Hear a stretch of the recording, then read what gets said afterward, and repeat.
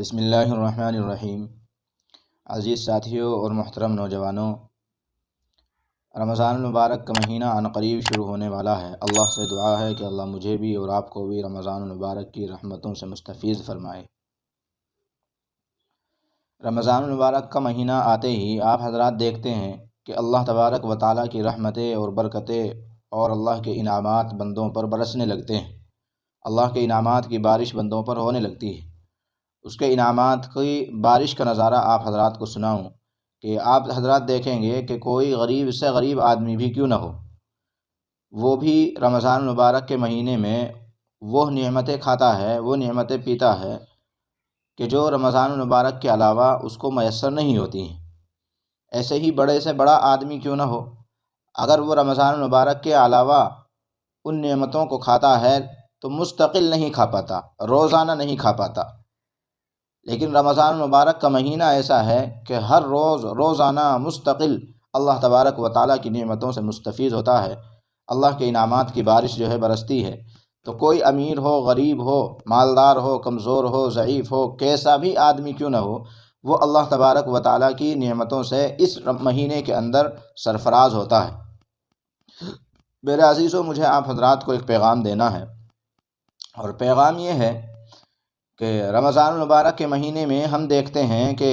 افطار کرنے سے تھوڑے وقت پہلے، افطاری کے وقت سے تھوڑی دیر پہلے جو یہ وقت ہوتا ہے، یہ وقت اللہ تبارک و تعالیٰ کے ساتھ سرگوشی کرنے کا وقت ہوتا ہے، یعنی اللہ تبارک و تعالیٰ سے دعائیں کرنے کا وقت ہوتا ہے۔ اور ہم دیکھتے ہیں کہ ہم اس وقت کو یوں ہی جو ہے ضائع کر دیتے ہیں۔ کوئی وضو کرنے میں ضائع کر دیتا ہے، کوئی دیگر کام میں ضائع کر دیتا ہے، اور خاص طور سے ہماری مستورات اس کو کھانے اور پکانے میں ضائع کر دیتی ہیں۔ حالانکہ ہمیں چاہیے کہ ہم لوگ افطار کرنے سے اگر 10 منٹ پہلے بھی دسترخوان پر نہ پہنچ سکے تو کم از کم 5 منٹ پہلے تو یہ لازمی کر لے، یہ عہد کر لے کہ اس رمضان میں انشاءاللہ 5 منٹ پہلے دسترخوان پہ پہنچ کر کے اپنے تمام گھر کے افراد کو جمع کر کے تمام کے تمام کو، اپنے بچوں کو، اپنی بیوی کو اور اپنے گھر والوں کو تمام کو دسترخوان پر بلا کر کے اللہ تبارک و تعالیٰ سے دعا کیا کریں گے۔ اپنے روزگار کے بارے میں اللہ سے دعا کرے، بہن بیٹیوں کی شادی کے بارے میں اللہ سے دعا کرے، اور جو جائز مقاصد ہوں ان جائز مقاصد کے لیے اللہ تبارک و تعالیٰ سے دعا کریں گے۔ تو یہ ہونا چاہیے، کیونکہ یہ موقع بار بار حاصل نہیں ہوتے ہیں۔ معلوم نہیں کہ جو آدمی پچھلے رمضان میں تھا وہ اس رمضان میں باقی بھی ہے یا نہیں ہے، اور ہم اگلے رمضان میں باقی رہیں نہ رہیں، ہم اپنی قبروں میں مدفون رہیں، تو یہ موقع بار بار حاصل نہیں ہوتے ہیں۔ اللہ تبارک و تعالیٰ نے موقع دیا ہے تو اللہ سے خوب اپنے جو ہے گناہوں کی مغفرت طلب کریں، اللہ سے اپنے جو ہے جائز مقاصد کو پورا کرائیں۔ تو 5 منٹ پہلے ہر آدمی کو دسترخوان پر باوضو ہو کر بیٹھ جانا چاہیے، اور اللہ سے سرگوشی، اللہ سے گفتگو، اللہ سے دعائیں کرنی چاہیے۔ اللہ مجھے بھی اور آپ کو بھی عمل کی توفیق عطا فرمائے۔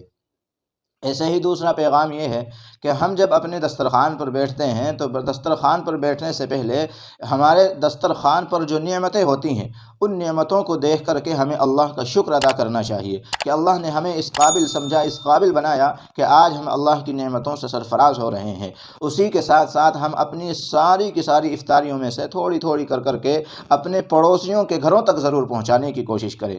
الحمدللہ ہم افطاری پہنچاتے ہیں، لیکن پھر بھی میں آپ حضرات کو یہ پیغام دینا چاہتا ہوں کہ ہم جو ہے ہر افطاری میں سے تھوڑا تھوڑا کر کے اپنے پڑوسیوں کے یہاں ضرور پہنچائیں، اس لیے کہ اللہ کے نبی صلی اللہ علیہ وسلم کا فرمان ہے کہ رمضان المبارک کا مہینہ ایسا مہینہ ہے کہ جس کے اندر رزق کو بڑھا دیا جاتا ہے، اور جو کوئی آدمی اس رزق میں سے روزے دار کا روزہ کھلواتا ہے تو اللہ تبارک و تعالیٰ اس کے گناہوں کو معاف فرما دیتے ہیں، اور اس کی گردن کو جہنم کی آگ سے آزاد فرما دیتے ہیں،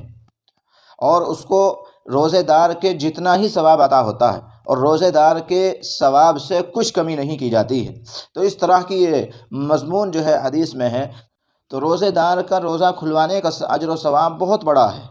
صحابہ رضی اللہ تعالیٰ عنہم نے عرض کیا کہ اللہ کے نبی، ہم میں سے ہر ایک آدمی ایسا نہیں ہے کہ روزہ کھلوا سکے، افطار کرا سکے۔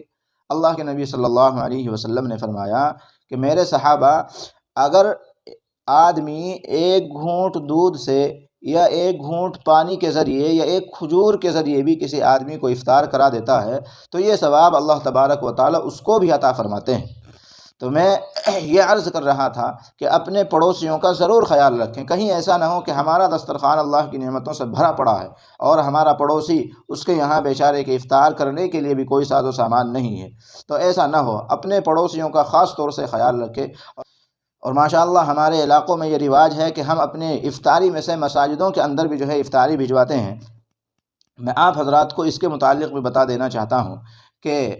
ہم جو ہے زیادہ تر اپنی افطاریوں کو اپنے پڑوس میں ہی دینے کی کوشش کریں، اس لیے کہ مساجد میں اگر آپ لوگ جو ہے اکٹھے ہو کر کے اجتماعی صورت میں جو ہے افطار کرتے ہیں، اجتماعی صورت میں اجتماعی شکل اختیار کر کے افطار کرتے ہیں، تو اس میں مسجد کی بے ادبی کا خطرہ ہے۔ کوئی آدمی وہاں بات چیت کرے گا، شور و شغب کرے گا،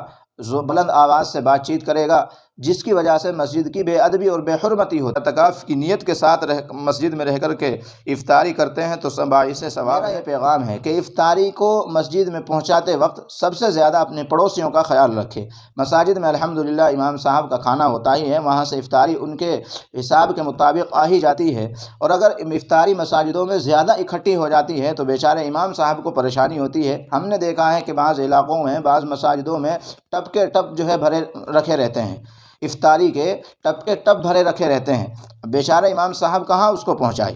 کوئی آدمی کھانے کے لیے تیار نہیں ہے، اگلے دن تک وہ ایسے ہی جو ہے بند ہوئی سڑ جاتی ہے، گل جاتی ہے، پھر وہ خراب ہو جاتی ہے، کسی کام کی نہیں رہتی ہے۔ تو اس لیے میری جو ہے خاص طور سے آپ حضرات کو یہ درخواست ہے، یہ پیغام ہے کہ آپ اپنی افطاری کو زیادہ تر اپنے پڑوس میں جو ہے پہنچائے، تاکہ ہماری افطاری کا ثواب بھی حاصل ہو اور جو ہے پڑوس کے لوگ بھی ہماری افطاری سے خوب اللہ کی نعمتوں سے فائدہ حاصل کر سکے۔ اللہ مجھے بھی اور آپ کو بھی عمل کی توفیق عطا فرمائے۔